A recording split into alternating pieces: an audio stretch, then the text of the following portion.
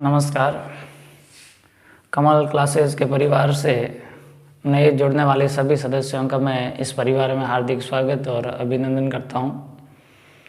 इस कार्य में सहयोग करने वाले सभी स्टाफ साथी और विद्यार्थियों का भी मैं आभार व्यक्त करता हूं कि वर्तमान समय में आप जब व्यक्ति कॉमेडी वीडियो या मूवीज़ देख कर के टाइम वेस्ट कर रहे होते हैं और उस समय आप किसी एजुकेशन चैनल पर आ रहे हो, बहुत ही अच्छी बात है ये।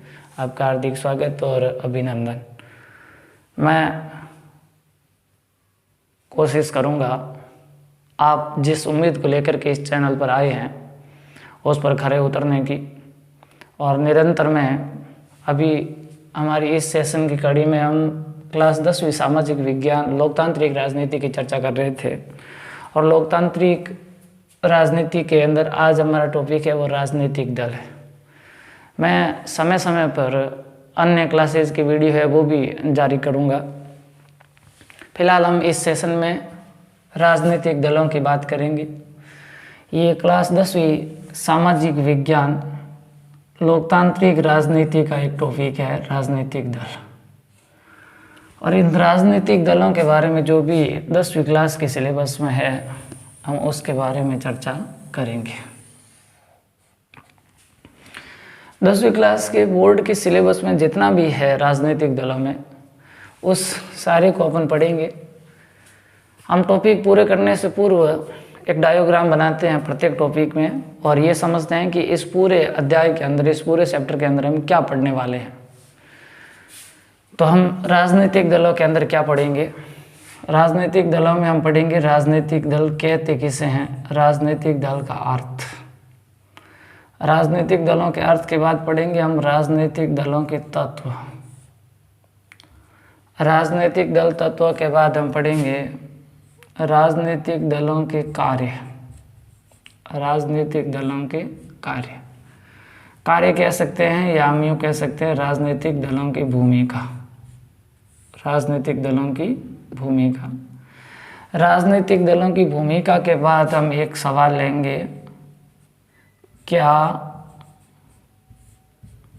बिना राजनीतिक दलों के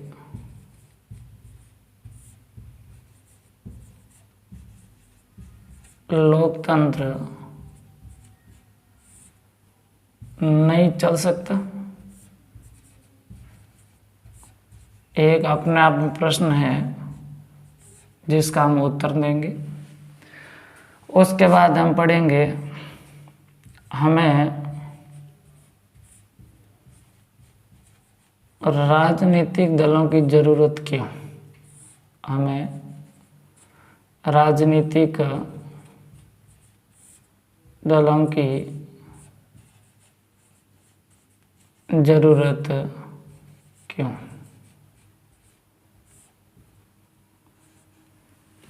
ये भी एक प्रश्न है जिसका उत्तर देने की कोशिश करेंगे हम। उसके बाद पढ़ेंगे लोकतंत्र में कितने राजनीतिक दल होने चाहिए। लोकतंत्र में कितने राजनीतिक दल होने चाहिए, यानी एक किसी भी लोकतांत्रिक व्यवस्था के अंदर कितने राजनीतिक दल हो सकते हैं। और इसी के अंदर हम लेंगे दलीय व्यवस्था का अध्ययन करेंगे। कितने राजनीतिक दल होने चाहिए, यहाँ पर हम संपूर्ण दलीय जो व्यवस्था है उस दलीय व्यवस्था को पढ़ेंगे। कितने राजनीतिक दल होने चाहिए, इसके बाद हम पढ़ेंगे भारत में राजनीतिक दल। भारत में राजनीतिक दल, यानी भारत की दलीय व्यवस्था को समझेंगे। उसके बाद हम पढ़ेंगे राजनीतिक दलों के गुण। राजनीतिक दलों के गुण कहते हैं या राजनीतिक दलों की विशेषताएं कहते हैं। राजनीतिक दलों की विशेषताएं देखेंगे। राजनीतिक दलों की विशेषता के बाद देखेंगे राजनीतिक दलों की चुनौतियाँ।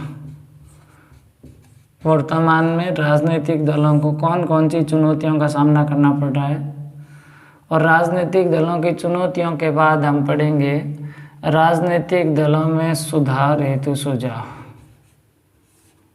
राजनीतिक दलों में सुधार हेतु सुझाव। दलीय व्यवस्था के अंदर संपूर्ण विश्व में राजनीतिक दलों की 3 प्रकार की व्यवस्थाएं पाई जाती हैं। एक दलीय व्यवस्था को पढ़ेंगे हम, ये क्या है, कहाँ पर है। एक दलीय व्यवस्था के बाद हम द्विदलीय व्यवस्था देखेंगे, और द्विदलीय व्यवस्था के बाद हम देखेंगे बहुदलीय व्यवस्था।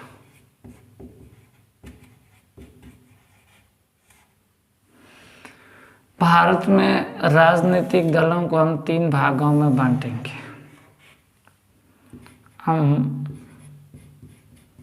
राष्ट्रीय दल लेंगे जिनकी संख्या वर्तमान में 8 है, और हम इन 8 राष्ट्रीय दलों को पढ़ेंगे। उसके बाद हम लेंगे राज्य स्तरीय दल। राज्य स्तरीय दल कह सकते हैं, या इसको क्षेत्रीय दल कह सकते हैं, या प्रांतीय दल कह सकते हैं। और उसके बाद तीसरे लेंगे हम गैर मान्यता प्राप्त दल। तो आज की इस क्लास के अंदर हमारी संपूर्ण चर्चा के ये विषय रहेंगे, और मैं आप विद्यार्थियों को ये उम्मीद दिलाता हूँ या भरोसा दिलाता हूँ कि पिछले करीबन 8 साल का बोर्ड क्लासों को पढ़ाने का अनुभव ये कहता है कि आप गहराई से इस चीज़ को देख लेते हैं तो इससे कभी बाहर जाने वाला नहीं है। 10वीं बोर्ड का पेपर है वो इसी में से बनता है और इसी में से ही पूछा जाएगा। ये मैं नहीं कह रहा हूँ, पिछले मेरे 7-8 साल का अनुभव ये बताता है कि जब भी पढ़ाया है क्लास के अंदर तो इन नोट्स से या इन वीडियो से बाहर कभी गया नहीं। तो आप एक रफ कॉपी और पेन लेकर के बैठ जाइए, और जैसे मैं बना रहा हूँ, जैसे मैं धीरे धीरे ही समझाऊंगा, ज़्यादा स्पीड से नहीं चलूँगा। बहुत ज़्यादा लिखना भी नहीं है, ज़्यादातर याद रखने की कोशिश करनी है, और जो चीज़ें आपको अच्छी लग रही है उन चीज़ों को लिखते जाना है, नोट्स बनाते जाना है और याद करते जाना है। तो अब मैं शुरुआत करता हूँ धीरे धीरे प्रत्येक बिंदु पर चर्चा की। हमने यहाँ पर पहला बिंदु लिखा है राजनीतिक दलों का अर्थ। थोड़ी सी अपन इस चीज़ को समझें कि अगर लोकतांत्रिक व्यवस्था है और लोकतांत्रिक शासन व्यवस्था को चलाने के लिए और सरकार को बनाने के लिए राजनीतिक दलों की ज़रूरत होगी। बिना राजनीतिक दलों के न तो लोकतांत्रिक व्यवस्था को चलाया जा सकता है और न ही सरकार का गठन किया जा सकता है। इसलिए हम पहले से इस बात को लेकर के चलते हैं कि अगर लोकतांत्रिक व्यवस्था को स्वीकार किया है तो राजनीतिक दलों को भी स्वीकार करना। तो राजनीतिक दल का अर्थ होता है संगठित लोगों का ऐसा समूह जो चुनाव लड़ने और शासन सत्ता हासिल करने के उद्देश्य से कार्य करता है। तो राजनीतिक दलों का अर्थ क्या हुआ? राजनीतिक दल में पहली बात तो क्या होगी, लोग संगठित होंगे, लोग एकत्रित होंगे, यानी संगठित लोग। ये लोग संगठित क्यों होंगे? ये लोग संगठित होंगे चुनाव लड़ने के लिए। किसके लिए? चुनाव लड़ने के लिए। चुनाव वो क्यों लड़ेंगे? क्योंकि वो शासन सत्ता प्राप्त करना चाहते हैं। क्या करना चाहते हैं? सत्ता प्राप्त करने के लिए। तो हम इस तरीके से कह सकते हैं कि संगठित लोगों का ऐसा समूह जो चुनाव लड़ने और सत्ता प्राप्त करने के उद्देश्य से कार्य करता है, क्या कहलाता है? राजनीतिक दल कहलाता है। मूल शब्द की जो मूल बातें हैं सिर्फ वो पकड़ लो।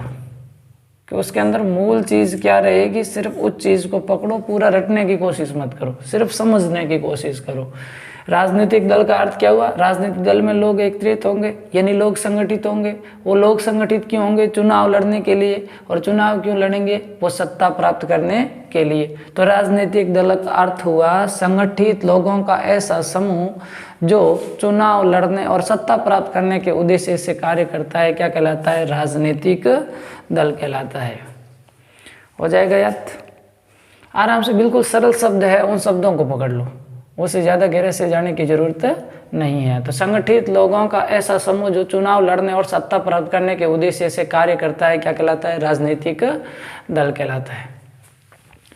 राजनीतिक दल के अर्थ के बाद हमने दूसरा लिया था राजनीतिक दलों के तत्व। किसी भी राजनीतिक दल के अंदर 3 बातें होनी चाहिए। राजनीतिक दल के अंदर कितनी बातें होनी चाहिए, 3 बातें होनी चाहिए, वरना वो राजनीतिक दल नहीं होगा। यानी राजनीतिक दलों के 3 तत्व होते हैं। कितने तत्व होते हैं, 3 तत्व होते हैं। कौन कौन से, पहला राजनीतिक दल का तत्व होता है नेता। किसी भी राजनीतिक दल का एक नेता होता है और वो नेता राजनीतिक दल को नेतृत्व प्रदान करता है। नेता के बाद राजनीतिक दल का दूसरा तत्व होगा सक्रिय कार्यकर्ता। सक्रिय कार्यकर्ता, कुछ राजनीतिक दल के सक्रिय कार्यकर्ता होंगे और वह कार्यकर्ता उस राजनीतिक दल की नीतियों का प्रचार करेंगे और जन समर्थन हासिल करने की कोशिश करेंगे। और राजनीतिक दल का अगला तत्व होता है, वो होता है समर्थक या अनुयायी। समर्थक या अनुयायी, तो प्रत्येक राजनीतिक दल के कुछ समर्थक होते हैं, कुछ अनुयायी होते हैं। समर्थक और अनुयायी होते हैं तभी तो वो राजनीतिक दल बनता है। तो राजनीतिक दल के 3 तत्व होंगे। राजनीतिक दल का पहला तत्व होगा नेता, राजनीतिक दल का दूसरा तत्व होगा सक्रिय कार्यकर्ता, उस राजनीतिक नीतियों को प्रचार करने का कार्य करेंगे। और तीसरा तत्व होगा समर्थक या अनुयायी। यानी याद रखिए, किसी भी राजनीतिक दल के 3 तत्व होंगे, एक होगा नेता, दूसरा सक्रिय कार्यकर्ता और तीसरा होगा अनुयायी। अब अगला सब टॉपिक है जिस पर बात करेंगे, राजनीतिक दलों के कार्य या राजनीतिक दलों की भूमिका। राजनीतिक दलों के कार्य और भूमिका की बात करें तो राजनीतिक दलों का सबसे पहला कार्य है, राजनीतिक दलों का सबसे पहला कार्य है चुनाव लड़ना। राजनीतिक दलों का सबसे पहला कार्य कौन सा है, चुनाव लड़ना।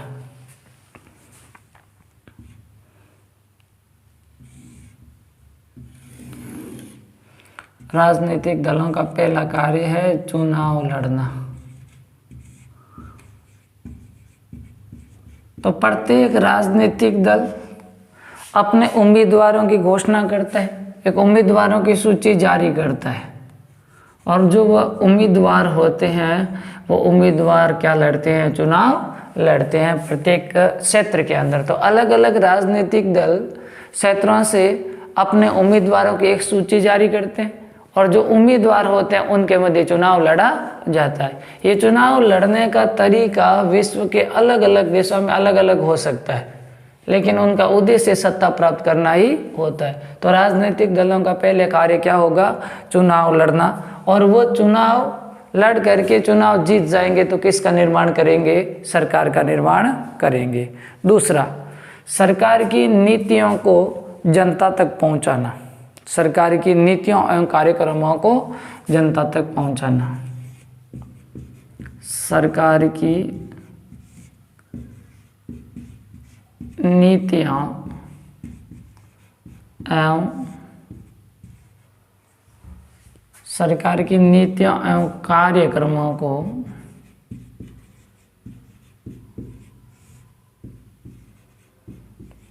जनता के सामने रखना, जनता के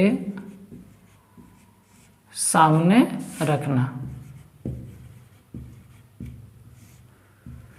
तो राजनीतिक दल सरकार की जो नीतियां होती है वो सरकार के जो कार्यक्रम होते हैं और इसके साथ साथ अपने राजनीतिक दलों की जो कार्यक्रम होते हैं, अपने राजनीतिक दलों की जो नीतियां होती है, उन नीतियों को लोगों के सामने रखते हैं। और वो लोगों के सामने इसलिए रखते हैं कि वो लोगों से जनमत हासिल कर पाए, यानी जनता का जो मत है वो मत हासिल कर पाए। और जनमत के लिए वो सरकार की नीतियों को, सरकार के कार्यक्रमों को, और राजनीतिक दल अपनी नीति और अपने कार्यक्रमों को किसके सामने रखते हैं? जनता के सामने रखते हैं।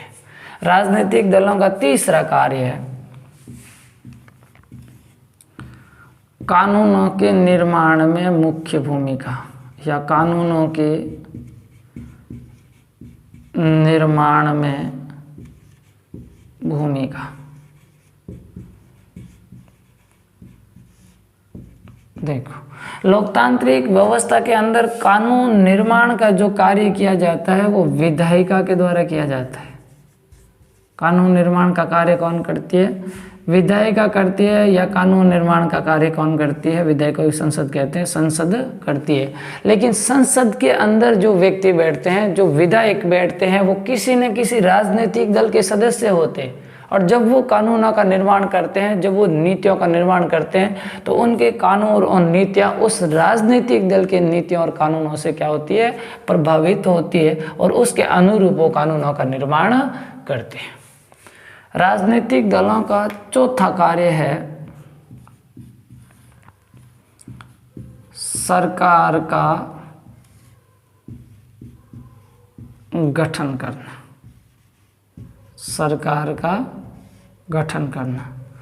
अगर राजनीतिक दल चुनाव लड़ते हैं और वो चुनाव जीत जाते हैं, चुनाव जीत जाते हैं, तो चुनाव जीतने के बाद वो राजनीतिक दल क्या करते हैं? सरकार का निर्माण करते हैं। और अगर वो राजनीतिक दल चुनाव नहीं जीत पाए तो, अगर नहीं जीत पाए तो वो क्या करेंगे? सरकार के विपक्ष में बैठेंगे, या विपक्ष की भूमिका निभाना, विपक्ष की भूमिका निभाना, विपक्ष की भूमिका निभाना। तो जो राजनीतिक दल चुनाव नहीं जीत पाते हैं, जो राजनीतिक दल चुनाव हार जाते हैं, हारने वाले राजनीतिक दल क्या करते हैं? सरकार के विपक्ष में बैठते हैं, सरकार की गलत नीतियों का आलोचना करते हैं, विरोध करते हैं, और सरकार से अच्छी नीतियों की मांग करते हैं। लोकतंत्र के लिए जितना राजनीतिक दलों का सरकार में होना जरूरी है, उतना का उतना विपक्ष में होना भी जरूरी है। अगला, राजनीतिक दल जनमत का निर्माण करते हैं। राजनीतिक दल जनमत का निर्माण करते हैं। राजनीतिक दल जनमत का निर्माण करते हैं। जनमत के निर्माण का मतलब राजनीतिक दल लोगों से समर्थन प्राप्त करने का प्रयास करते हैं, और इसलिए वो क्या होते हैं? जनता से संबंधित जो भी मुद्दे होते हैं उन मुद्दों पर ये आंदोलन करते हैं, धरना प्रदर्शन करते हैं। उन मुद्दों से संबंधित जो भी बातें होती हैं उन बातों पर बहस का आयोजन करते हैं राजनीतिक दल। कि जनता से अगर समर्थन चाहते हैं तो जनता से संबंधित जो भी मुद्दे हैं उन मुद्दों पर वो आंदोलन करते हैं। जनता से संबंधित जो समस्या है उन समस्याओं पर वो बहस करते हैं, चर्चा करते हैं, वाद विवाद और तर्क करते हैं। ये सारे कार्य राजनीतिक दल इसलिए करते हैं कि वो क्या हासिल कर पाए? जनमत का निर्माण कर पाए, यानी जनता का वो समर्थन प्राप्त कर पाए। राजनीतिक दलों का अगला कार्य है, राजनीतिक दलों का सातवां कार्य है सरकार की विभिन्न योजनाओं को लोगों के सामने रखना। सरकार की विभिन्न योजनाओं को लोगों के सामने रखना, लोगों के सामने रखना। सरकार की विभिन्न योजनाओं को वो लोगों के सामने रखते हैं, मतलब लोगों को जागरूक बनाते हैं राजनीतिक दृष्टि से। जिन योजनाओं का लोगों को पता नहीं होता, इन योजनाओं का राजनीतिक दल प्रचार करते हैं और प्रचार करके लोगों को राजनीतिक प्रशिक्षण देते हैं कि राजनीति में किस तरीके से भागीदारी निभानी चाहिए। सरकार ने आपके लिए क्या क्या योजनाएं बनाई, इन योजनाओं को लोगों तक पहुंचाना, लोगों को जागरूक बनाना और लोगों को राजनीतिक प्रशिक्षण देने का कार्य है वो किसके द्वारा किया जाता है? राजनीतिक दलों के द्वारा किया जाता है। ये लोगों को क्या करते हैं? लोगों को राजनीतिक दृष्टि से जागृत करते हैं।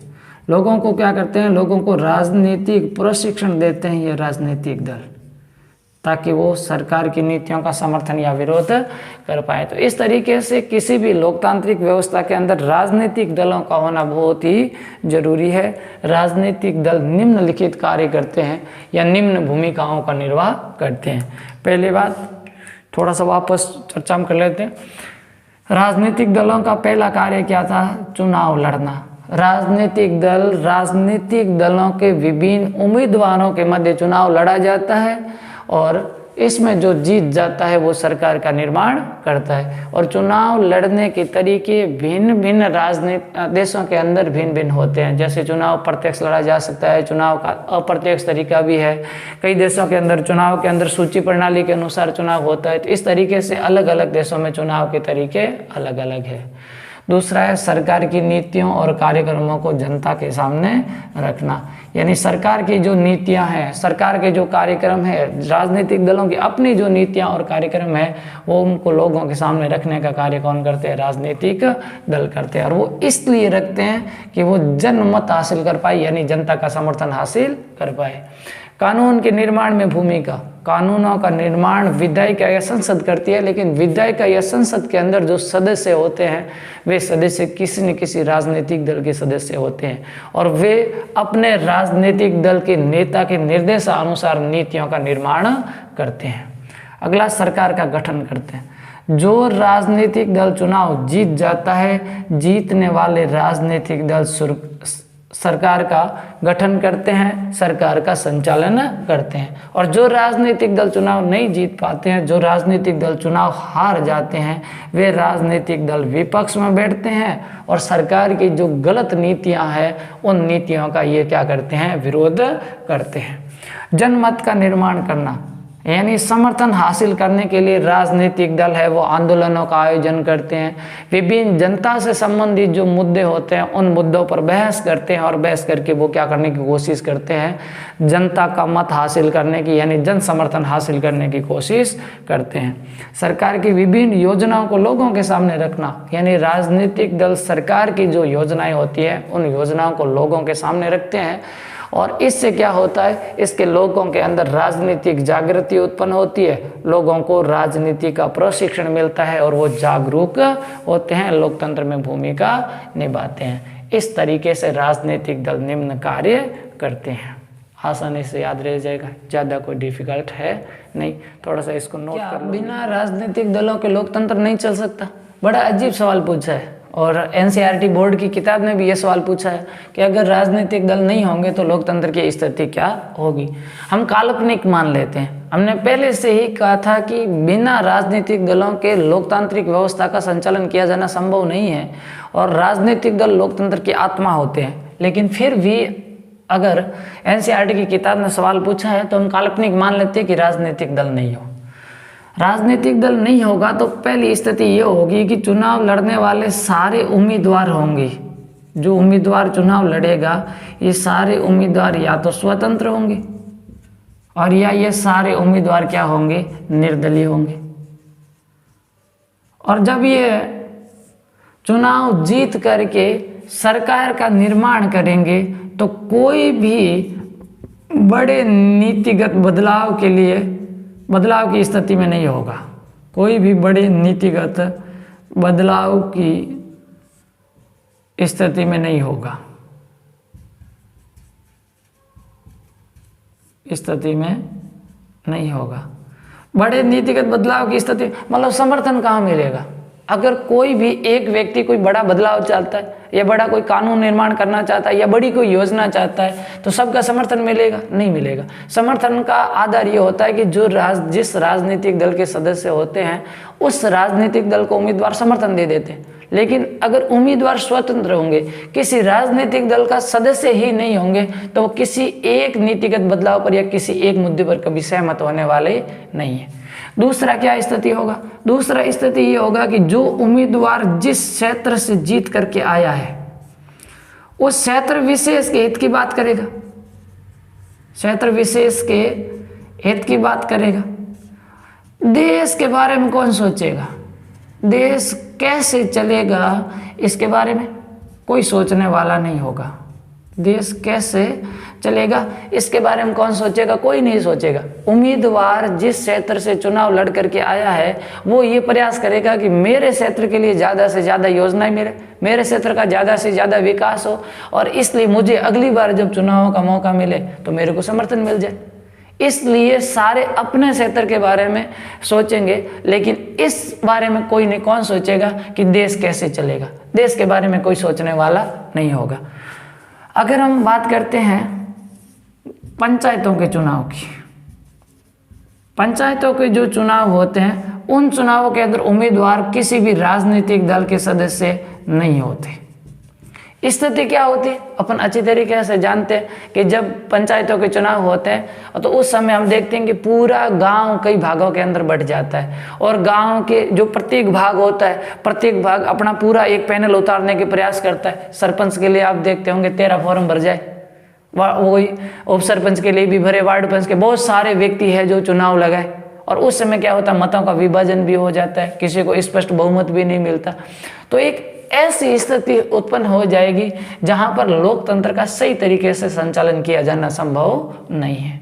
तो एक बोर्ड ने सवाल दिया था जिसका तर्क हमने इस प्रकार दिया, क्या बिना राजनीतिक दलों के लोकतंत्र चल सकता है? हम तो सीधा मना नहीं करेंगे, नहीं चल सकता है, क्योंकि चल सकता है। और अगर चले तो स्थिति ये होगी कि यहाँ पर जो उम्मीदवार होंगे वो सारे स्वतंत्र और निर्दलीय होंगे, और कोई भी उम्मीदवार बड़े बदलावों की स्थिति में नहीं होगा। दूसरी बात, उम्मीदवार जिस क्षेत्र से आएगा उस क्षेत्र विशेष के हित की बात करेगा। देश कैसे चलेगा इसके बारे में कोई सोचने वाला नहीं होगा। एग्जाम्पल के तौर पे हम पंचायतों के चुनाव की बात कर लेते हैं। ये राजनीतिक दलों पर आधारित नहीं होते हैं, और अपन देखते हैं कि चुनाव के समय गाँव है वो कई भागों के अंदर बढ़ जाता है, कई लोग सरपंच के उम्मीदवार बन जाते हैं, मतों का विभाजन हो जाता है। तो इस तरीके से अगर हम देखते हैं कि बिना राजनीतिक दलों के लोकतंत्र का निर्माण किया जाना संभव नहीं है। अगली बात लिखिए, इसने ये प्रश्नवाचक के रूप में हमसे पूछा है, हमें राजनीतिक दलों की जरूरत क्यों? हमें राजनीतिक दलों की जरूरत क्यों? बढ़िया अच्छी बात है ये कि अध्याय शुरू करने से पहले ही हमने कहा था कि बिना राजनीतिक दलों के लोकतांत्रिक व्यवस्था का संचालन किया जाना संभव है ही नहीं। तो पहली बात यह है कि अगर लोकतंत्र को चलाना है तो राजनीतिक दल है, ये राजनीतिक दल लोकतंत्र की आत्मा कहलाते हैं। लोकतंत्र की आत्मा कहलाते हैं राजनीतिक दल, और बिना राजनीतिक दलों के लोकतांत्रिक व्यवस्था का संचालन किया जाना संभव नहीं है। तो पहली आवश्यकता इसलिए कि हमें लोकतांत्रिक व्यवस्था चाहिए, और अगर हमें लोकतांत्रिक व्यवस्था चाहिए तो लोकतांत्रिक व्यवस्था के साथ हमको क्या चाहिएगा?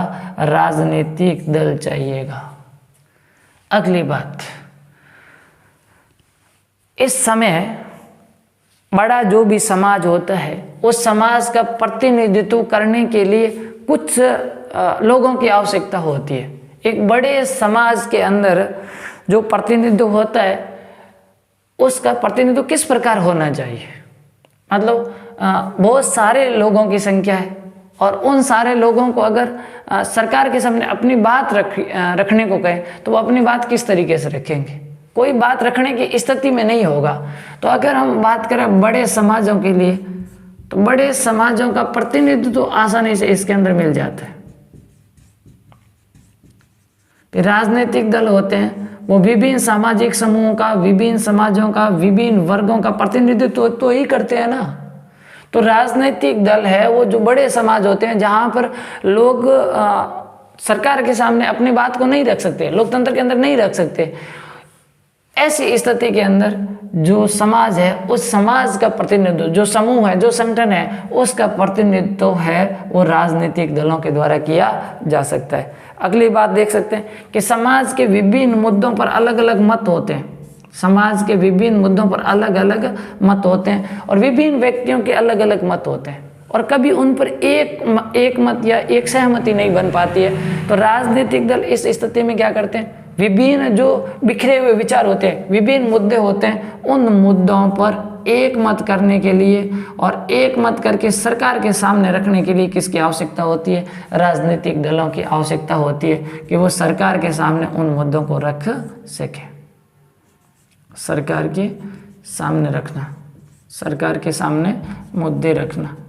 तो सरकार के सामने उन समूह के जो मुद्दे हैं उन मुद्दों को रखने का कार्य कौन करते हैं, राजनीतिक दल करते हैं। अगली बात देख सकते हैं कि अगर सरकार का निर्माण करना है या सरकार का विरोध करना है तो अभी किसकी जरूरत होती है, राजनीतिक दलों की। सरकार का निर्माण किसके द्वारा, राजनीतिक दलों के द्वारा ही किया जाता है। तो अगर हमें सरकार का निर्माण करना है या सरकार पर अंकुश लगाना है, प्रतिबंध लगाना है, सरकार की नीतियों का विरोध करना है, या हमें सरकार की नीतियों का समर्थन करना है, सरकार की नीतियों का या योजनाओं का समर्थन करना है या उसका विरोध करना है, तो इस समर्थन और विरोध भी किसके द्वारा किया जाता है, राजनीतिक दलों के द्वारा किया जाता है। तो हम देख सकते हैं कि राजनीतिक दलों की जरूरत क्यों है। पहली बात, राजनीतिक दल लोकतंत्र की आत्मा होते हैं और बिना राजनीतिक दलों के लोकतांत्रिक व्यवस्था का सफल संचालन किया जाना संभव नहीं है, इसलिए राजनीतिक दल होने चाहिए। दूसरी बात, बड़े समाजों के लिए राजनीतिक दल उन समाजों का प्रतिनिधित्व करते हैं और इन प्रतिनिधित्व के लिए राजनीतिक दलों का होना जरूरी होता है। तीसरी बात, जो समाज के विभिन्न बिखरे हुए विचार है, बिखरे हुए मुद्दे हैं, उन मुद्दों को एक मत करना और उन मुद्दों को सरकार के सामने रखने का कार्य कौन करते हैं, राजनीतिक दल करते हैं। अगली बात, सरकार बनाना हो या सरकार पर अंकुश लगाना हो या नीतियों का समर्थन करना हो और नीतियों का विरोध करना हो तो किसकी जरूरत होती है, राजनीतिक दलों की जरूरत होती है। अगली बात, अगला बिंदु है हमारा, लोकतंत्र में कितने राजनीतिक दल होने चाहिए। लोकतंत्र में कितने राजनीतिक दल होने चाहिए। अगर हम लोकतंत्र में राजनीतिक दलों की बात करते हैं तो लोकतंत्र में प्रत्येक व्यक्ति राजनीतिक दल बनाने के लिए स्वतंत्र होता है। लोकतंत्र के अंदर प्रत्येक व्यक्ति, मैं इसको मिटा देता हूँ, वापस दूसरी साइड बड़ा लिख लूंगा। यानी ये सीधा सवाल पूछा है, लोकतंत्र में कितने राजनीतिक दल, लोकतंत्र में कितने राजनीतिक दल होने चाहिए। अगर हम लोकतांत्रिक व्यवस्था की बात करते हैं तो लोकतंत्र में प्रत्येक व्यक्ति राजनीतिक दल बनाने के लिए स्वतंत्र होता है। प्रत्येक व्यक्ति राजनीति दल बनाने के लिए स्वतंत्र होता है।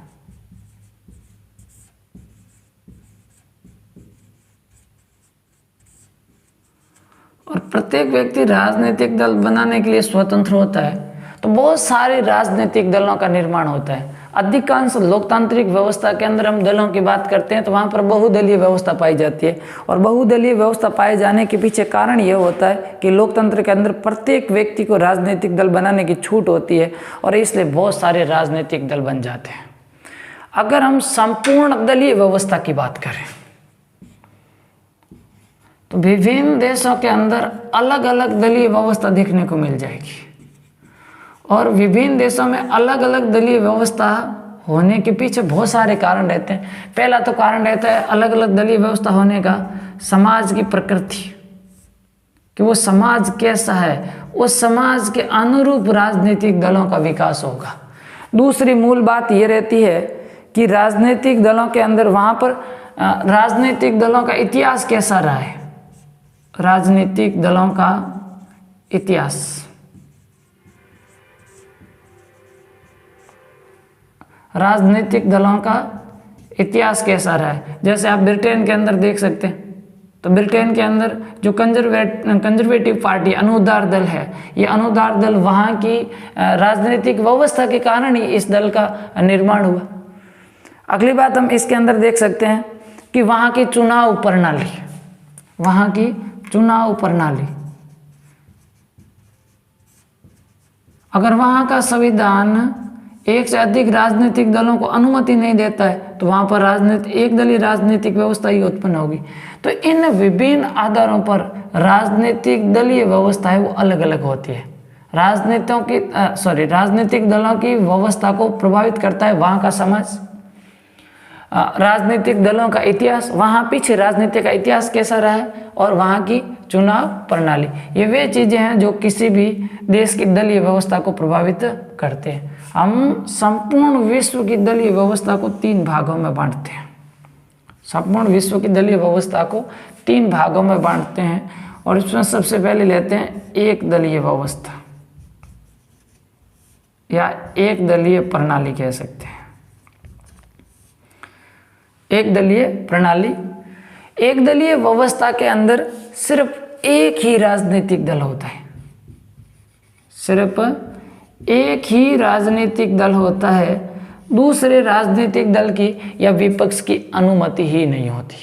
और वर्तमान में अगर विश्व के अंदर एक दलीय व्यवस्था की बात करें तो एक दलीय प्रणाली किस देश में मिल जाएगी, चीन के अंदर मिल जाएगी। और चीन के अंदर वर्तमान के अंदर जो कम्युनिस्ट पार्टी है, इस कम्युनिस्ट पार्टी का शासन है। तो एकमात्र उदाहरण हमारे सामने मिलता है एक दलीय प्रणाली के अंदर चीन, और चीन की जो कम्युनिस्ट पार्टी है वहां पर उसका शासन है। दूसरी दलीय प्रणाली है द्विदलीय प्रणाली, द्विदलीय प्रणाली।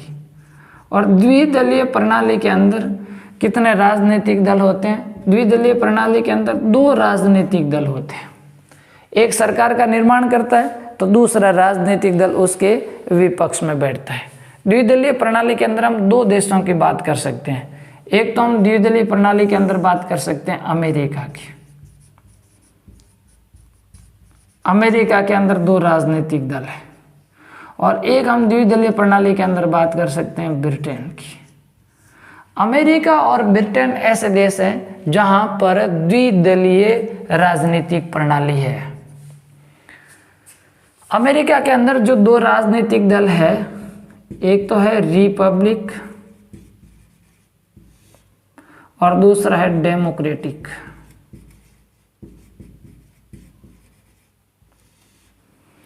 और अगर हम ब्रिटेन के अंदर बात करें तो ब्रिटेन के अंदर है एक अनुदार दल, कंजर्वेटिव पार्टी, अनुदार दल, और दूसरा है मजदूर दल, मजदूर दल। तो द्विदलीय प्रणाली के अंदर 2 देशों की बात होती है, अमेरिका की और ब्रिटेन की। और एक दलीय प्रणाली के अंदर बात किसकी होती है? चीन की होती है। लोकतंत्र के लिए अगर हम बात करें तो लोकतंत्र के लिए एक दलीय प्रणाली उचित नहीं है। लोकतंत्र के लिए इस एक दलीय प्रणाली को अच्छा नहीं कहा जा सकता, क्योंकि एक ही राजनीतिक दल होगा तो उसकी नीतियों का विरोध करने वाला कोई नहीं होगा, और नीतियों का विरोध नहीं करेगा कोई तो वो राजनीतिक दल है वो तानाशाही हो सकता है, जबरदस्ती कानूनों का निर्माण कर सकता है, और वह लोगों की स्वतंत्रताओं का हनन भी कर सकता है। द्विदलीय प्रणाली को वर्तमान में अगर विश्व के सभी देशों की प्रणाली को देखा जाए तो द्विदलीय प्रणाली सबसे अच्छी है। और द्विदलीय प्रणाली सबसे अच्छी कहने के पीछे तर्क ये है कि द्विदलीय प्रणाली के अंदर जो विपक्ष होता है वो विपक्ष कभी कमजोर नहीं होता। जितना पक्ष होता है उतना विपक्ष भी मजबूत होता है, और जब विपक्ष मजबूत होता है तो लोकतंत्र भी मजबूत होता है। क्यों? सरकार की जो नीतियां होती है उन नीतियों की आलोचना करने के लिए विपक्ष का मजबूत होना बहुत ही जरूरी होता है। इसके बाद हम बात करते हैं बहुदलीय प्रणाली की। बहुदलीय दलीय प्रणाली। विश्व के अधिकांश देशों के अंदर बहुदलीय प्रणाली देखने को मिल जाएगी और बहुदलीय प्रणाली के अंदर राजनीतिक सत्ता प्राप्त करने की होड़ में बहुत सारे राजनीतिक दल होते हैं। बहुत सारे राजनीतिक दल सत्ता प्राप्त करने की कोशिश करते हैं। अगर बहुदलीय प्रणाली की बात करें तो बहुदलीय प्रणाली हमको भारत में है, भारत के साथ ये बहुदलीय प्रणाली फ्रांस में भी है, फ्रांस के साथ जर्मनी में, जर्मनी के साथ स्विट्जरलैंड में भी है, नीदरलैंड में भी है, स्पेन में भी है, ब्राजील में भी है। इस तरीके से विश्व के अधिकांश देशों के अंदर जो प्रणाली है वो कौन सी है? बहुदलीय प्रणाली है। और जहां पर अनेक राजनीतिक दल है वो सत्ता प्राप्त करने की होड़ में होते हैं। बहुदलीय प्रणाली के अंदर कई बार ऐसा होता है कि बहुत सारे राजनीतिक दल सब सत्ता प्राप्त करने की होड़ में होते हैं तो मतों का विभाजन हो जाता है और किसी भी राजनीतिक दल को स्पष्ट बहुमत नहीं मिलता है। और स्पष्ट बहुमत नहीं मिलने की वजह से राजनीतिक दो या दो से अधिक राजनीतिक दल आपस में मिलकर के किसका निर्माण करते हैं? गठबंधन का निर्माण करते हैं। जैसे भारत के अंदर देख सकते हैं आप, गठबंधन में दो मुख्य गठबंधन है, एक तो है यूपीए और दूसरा है NDA. UPA United progressive alliance, संयुक्त प्रगतिशील गठबंधन, संयुक्त प्रगतिशील गठबंधन। और ये संयुक्त प्रगतिशील जो गठबंधन है, यूपीए है, ये किसके नेतृत्व में कार्य कर रहा है? ये कांग्रेस के नेतृत्व में कार्य कर रहा है। और दूसरा है एनडीए, राष्ट्रीय नेशनल डेमोक्रेटिक अलायंस, राष्ट्रीय जनतांत्रिक गठबंधन, राष्ट्रीय जनतांत्रिक गठबंधन, राष्ट्रीय जनतांत्रिक गठबंधन। और राष्ट्रीय जनतांत्रिक जो गठबंधन है वो किसके नेतृत्व में कार्य कर रहा है? ये भाजपा के नेतृत्व में कार्य कर रहा है। तो इस तरीके से हम देखते हैं कि बहुदलीय प्रणाली के अंदर कई बार किसी एक राजनीतिक दल को बहुमत नहीं मिलता है और जब किसी एक राजनीतिक दल को बहुमत नहीं मिलता है तो दो या दो से अधिक राजनीतिक दल आपस में मिलते हैं और मिल करके वो एक गठबंधनात्मक सरकार का निर्माण करते हैं। तो इस तरीके से हम देखते हैं विश्व की विभिन्न देशों की दलीय व्यवस्था। और दलीय व्यवस्था के बाद हम आगे चलते हैं भारत में राजनीतिक दलों पर चर्चा। तो यहाँ से आपको अच्छी तरीके से समझ में आ गया होगा कि लोकतंत्र में कितने राजनीतिक दल होने चाहिए। तो लोकतंत्र के अंदर प्रत्येक व्यक्ति को राजनीतिक दल बनाने की स्वतंत्रता होती है और इसलिए बहुत सारे राजनीतिक दल है वो अस्तित्व में होते हैं। अगर हम संपूर्ण विश्व की दलीय व्यवस्था की बात करें तो दलीय व्यवस्था को वहाँ के समाज की प्रकृति, वहाँ के राजनीतिक दलों का इतिहास और वहाँ की चुनाव प्रणाली है, ये दलीय व्यवस्था को प्रभावित करती है। इन संपूर्ण व्यवस्थाओं के आधार पर हमने संपूर्ण विश्व की दलीय व्यवस्था को 3 भागों में बांटते हैं। एक दलीय प्रणाली, द्विदलीय प्रणाली और बहुदलीय प्रणाली कह सकते हैं। एक दलीय प्रणाली के अंदर एक ही प्रमुख राजनीतिक दल होता है, विपक्ष की अनुमति नहीं होती है और इसका उदाहरण चीन है। चीन की कम्युनिस्ट पार्टी यहाँ पर शासन सत्ता का संचालन करती है और इसको लोकतंत्र के लिए अच्छा नहीं कहा जा सकता। द्विदलीय प्रणाली के अंदर 2 राजनीतिक दल होते हैं, एक सरकार बनाता है तो दूसरे उसके विपक्ष में बैठता है। और द्विदलीय प्रणाली के 2 उदाहरण हैं, अमेरिका और ब्रिटेन। अमेरिका के अंदर 2 राजनीतिक दल, एक रिपब्लिक और एक डेमोक्रेटिक। और ब्रिटेन के अंदर राजनीतिक दल है अनुदार दल और मजदूर दल। और अगली है बहुदलीय प्रणाली। बहुदलीय प्रणाली के अंदर अनेक राजनीतिक दल है वो सत्ता प्राप्ति की होड़ में होते हैं और इस प्रणाली के उदाहरण के रूप में भारत है, फ्रांस है, जर्मनी है, स्विट्जरलैंड है, नीदरलैंड है, स्पेन है, ब्राजील है। इन देशों की चर्चा हम कर सकते हैं। अगला हमारा सिलेबस का बिंदु है भारत में राजनीतिक दल। अगर हम भारत में राजनीतिक दलों की बात करें तो भारत में हमने राजनीतिक दलों को कितने भागों में बांटा है? 3 भागों के अंदर बांटा है हमने। राष्ट्रीय दल, राज्य स्तरीय दल और गैर मान्यता प्राप्त दल। और इन दलों के अंदर हम सबसे पहले कौन सा लेते हैं? भारत में राष्ट्रीय दल लेते हैं। भारत में राष्ट्रीय दल, भारत में राष्ट्रीय दल।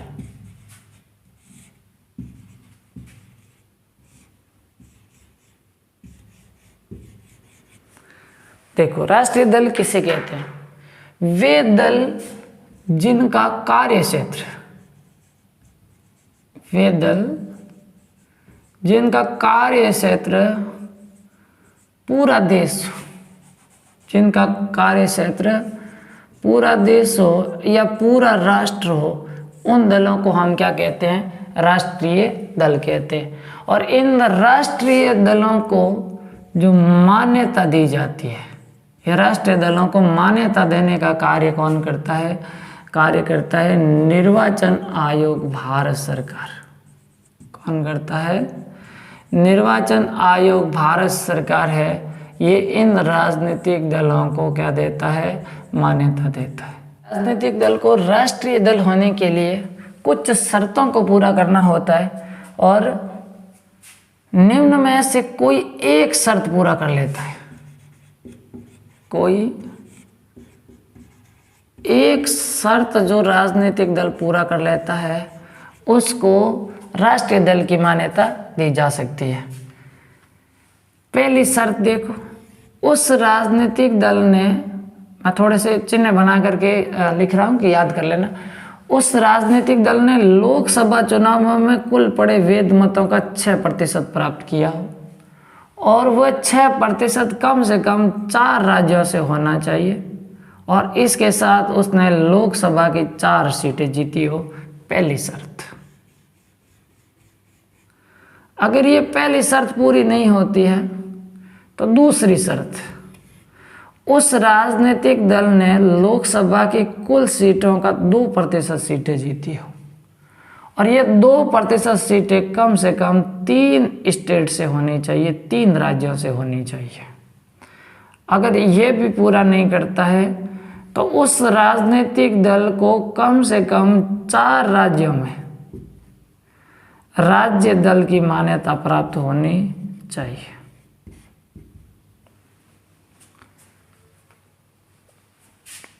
मैं विस्तृत लिख देता हूं, अगर आपको ऐसे समझ में नहीं आए तो उस राजनीतिक दल ने, उस राजनीतिक दल ने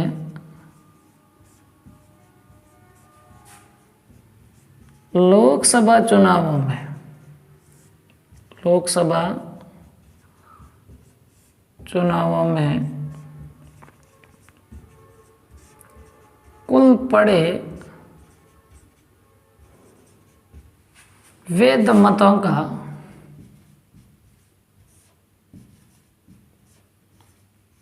6% प्राप्त किया हो, 6% प्राप्त किया हो, जो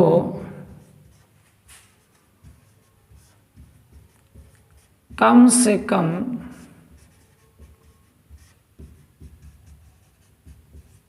4 राज्यों से हो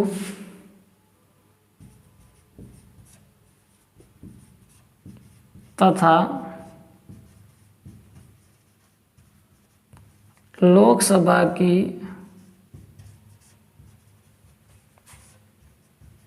4 सीटें जीती हो। लोकसभा की कितनी सीटें जीती हो? 4 सीटें जीती हो। मैंने शॉर्ट में इस तरीके से लिखा, उस राजनीतिक दल ने लोकसभा चुनावों में कुल पड़े मतों का 6% प्राप्त किया हो जो कम से कम 4 राज्यों से हो तथा 4 लोकसभा की सीटें जीती हो। अगर ये कोई भी दल शर्त पूरी नहीं करता है तो दूसरी शर्त है, उस राजनीतिक दल ने, उस राजनीतिक दल ने लोकसभा की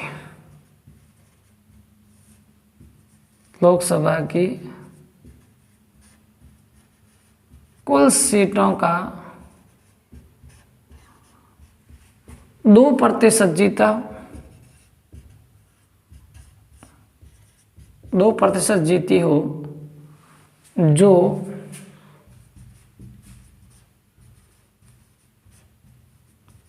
कम से कम 3 राज्यों से हो, जो कम से कम कितने राज्यों से होनी चाहिए, जो कम से कम 3 राज्यों से हो।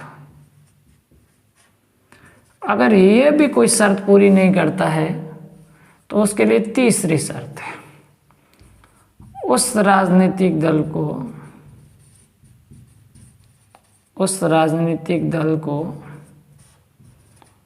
4 राज्यों में राज्य दल की मान्यता प्राप्त हो, राज्य दल की मान्यता प्राप्त हो। तो वो कम से कम 4 राज्यों के अंदर स्टेट पार्टी की मान्यता प्राप्त किया होना चाहिए। तो इस तरीके से राष्ट्रीय राजनीतिक बनने के लिए निम्न 3 शर्तों में से सिर्फ एक शर्त को पूरा करना होता है, और ये तीनों में से कोई भी राजनीतिक दल एक शर्त को पूरा कर लेता है तो उस राजनीतिक दल को राष्ट्रीय दल की मान्यता निर्वाचन आयोग द्वारा दी जा सकती है। तो वर्तमान में निर्वाचन आयोग द्वारा मान्यता प्राप्त कुल 8 राजनीतिक दल है। कितने राजनीतिक दल है? वर्तमान में 8 राजनीतिक दल है, वो राष्ट्रीय दल की मान्यता प्राप्त है। चर्चा करते हैं कौन कौन से राजनीतिक दल वर्तमान में राष्ट्रीय दल। तो वर्तमान में जो राष्ट्रीय दल है उन राष्ट्रीय दलों की संख्या कितनी है? 8 है। और कौन कौन से राष्ट्रीय दल है? अभी इसी तरीके से थोड़ा सा डायग्राम बना लीजिए तो आसानी के साथ ये याद हो जाएगा, और तुलनात्मक है तो याद थोड़ा आसानी से हो जाएगा। वर्तमान में राष्ट्रीय दलों की संख्या कितनी है? 8 है। और इन 8 राष्ट्रीय दलों के अंदर पहला राष्ट्रीय दल कौन सा है? कांग्रेस। कांग्रेस की स्थापना कब हुई? कांग्रेस की स्थापना हुई 28 दिसंबर 1885 को। कब हुई? 28 दिसंबर 1885 को। और कांग्रेस के संस्थापक कौन थे? A.O. ह्यूम, यानी इनका पूरा नाम था एलन ऑक्टेवियन ह्यूम। चुनाव चिन्ह, कांग्रेस का चुनाव चिन्ह है हाथ का पंजा, और इसके वर्तमान अध्यक्ष जिनका भी चुनाव हुआ है और सोनिया गांधी के बाद ये अध्यक्ष बने मल्लिकार्जुन खड़गे। 17वीं लोकसभा के चुनाव के अंदर कांग्रेस पार्टी ने कुल 52 सीटें जीती, और कांग्रेस का जो गठबंधन था वो यूपीए कहला रहा था। यूपीए कुल 92 सीटें जीता। अगर इस पार्टी की विचारधारा की बात करें तो ये पार्टी विचारधारा से मध्यम मार्गी है। धर्मनिरपेक्षता, अल्पसंख्यक और समाज के कमजोर वर्गों के हितों का ये मुख्यतः समर्थन करती है। दूसरे राष्ट्रीय राजनीतिक दलों के अंदर भारतीय जनता पार्टी की बात की जा सकती है। भारतीय जनता पार्टी की स्थापना है वो 1980 में हुई, और इस राजनीतिक दल की जड़ें पुराने जनसंघ और हिंदू महासभा के अंदर देखी जा सकती है। इसके जो संस्थापक थे वो थे श्यामा प्रसाद मुखर्जी, और इसका जो चुनाव चिन्ह है वो वर्तमान में है कमल का फूल, और वर्तमान में इसके अध्यक्ष है वो जेपी नड्डा। इसने 17वीं लोकसभा चुनाव के अंदर कुल 3 सीटें जीती, और इसका जो गठबंधन था यूपीए, इस यूपीए ने एनडीए ने 353 सीटें जीती। ये सांस्कृतिक राष्ट्रवाद इसकी मुख्य विचारधारा है। ये प्राचीन भारतीय जो संस्कृति है उन प्राचीन भारतीय संस्कृति के मूल्यों से प्रेरणा लेकर एक आधुनिक भारत बनाने का सपना देखती है। बहुजन समाजवादी पार्टी, इसकी स्थापना हुई 1984 में, और इसके जो संस्थापक थे वो कौन थे? काशीराम। इसका चुनाव चिन्ह हाथी, और वर्तमान में अध्यक्ष है मायावती। 17वीं लोकसभा के अंदर इस राजनीतिक दल ने 10 सीटें जीती। ये ज्योतिबा फूले, रामास्वामी नायकर पेरियार और डॉक्टर भीमराव अंबेडकर के विचारों से प्रेरणा लेती है। समाज का कमजोर और पिछड़ा तबका है उसका ये समर्थन करती है। कम्युनिस्ट पार्टी सीपीआई स्थापना हुई 1925 के अंदर, और ये भारत से बाहर होने वाला राष्ट्रीय दलों में एकमात्र राजनीतिक दल है जिसकी स्थापना उज्बेकिस्तान ताशकंद में हुई थी, ताशकंद उज्बेकिस्तान में। इसके जो अध्यक्ष थे वो थे मानवेंद्र नाथ रॉय। इसका चुनाव चिन्ह है वो हंसिया और बाली, और इसके वर्तमान में अध्यक्ष है डी राजा। 17वीं लोकसभा चुनाव के अंदर इस राजनीतिक दल ने 2 सीटें जीती। ये मार्क्सवाद, लेनिनवाद, धर्मनिरपेक्षता, लोकतंत्र में आस्था रखती है। सीपीआईएम 1964 के अंदर इस सीपीआई से अलग होकर के सीपीआई-एम का गठन हुआ। AK गोपालन नंबीदरीपाद और अजय घोष है वो इस पार्टी के संस्थापक माने जाते हैं। इसका जो चुनाव चिन्ह है वो हंसिया, हथौड़ा और तारा है और वर्तमान में इसके अध्यक्ष है वो सीताराम येचुरी है। 17वीं लोकसभा के अंदर इस राजनीतिक दल ने कुल 3 सीटें जीती। ये लेनिनवाद में आस्था रखती है, मार्क्सवाद और समाजवाद का समर्थन करती है। कांग्रेस पार्टी, राष्ट्रवादी कांग्रेस पार्टी, ये कांग्रेस पार्टी से अलग होकर के 1999 में बनी और इसके अध्यक्ष है वो, संस्थापक है वो शरद पवार है और वर्तमान में अध्यक्ष है वो भी शरद पवार है। इसका चुनाव चिन्ह है अलार्म घड़ी। इसका चुनाव चिन्ह है अलार्म घड़ी और 17वीं लोकसभा चुनाव के अंदर इस राजनीतिक दल ने कुल कितनी सीटें जीती? 5 सीटें जीती। ये लोकतंत्र, धर्मनिरपेक्षता, समानता और सामाजिक न्याय में आस्था रखती है। नेशनल पीपुल्स पार्टी, इसकी स्थापना 2013 में हुई। ये राष्ट्रीय दलों के अंदर सबसे नवीन राजनीतिक दल है और इसके जो संस्थापक है वो P.A. संगमा है। ये प्रणब मुखर्जी के सामने चुनाव लड़े थे। इनका जो चुनाव चिन्ह है वो है पुस्तक और वर्तमान में इसके जो अध्यक्ष है वो है कोनार्ड संगमा। ये P.A. संगमा के पुत्र है। 17वीं लोकसभा के अंदर इस राजनीतिक दल ने 1 सीट जीती। अगली है अखिल भारतीय तृणमूल कांग्रेस। कांग्रेस से अलग होकर के 1998 में ये राजनीतिक दल बना और इसके संस्थापक थे ममता बनर्जी। जोहरा घास का फूल है वो इसका चुनाव चिन्ह है और वर्तमान में सुब्रता बख्शी है वो इसके अध्यक्ष है और इसने 17वीं लोकसभा के अंदर कुल 22 सीटें जीती है। तो इस तरीके से एक ये पूरा थोड़ा सा बना लीजिए अपनी कॉपी के अंदर और इसको ऐसे तुलनात्मक देख लेंगे, थोड़ा आसानी के साथ याद हो जाएगा। अब इसके बाद चर्चा करते हैं राज्य स्तरीय दलों की। राज्य स्तरीय दलों में सिर्फ इतना ध्यान रखना है कि कौन सा राजनीतिक दल किस राज्य का है। इससे ज़्यादा स्थापना या चुनाव चिन्ह ये ज़्यादा पूछने की संभावना बोर्ड के अंदर